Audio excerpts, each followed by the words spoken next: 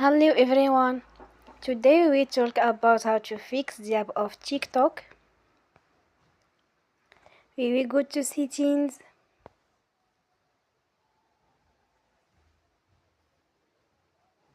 Then we click on apps. After that we will search the app TikTok.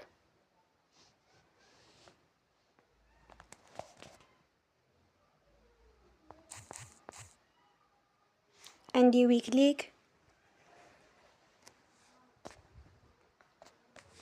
Then we will on for stop.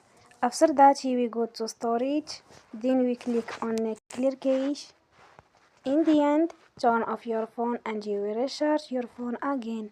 Don't forget to support us by like and subscribe. See you next time and thank you for watching.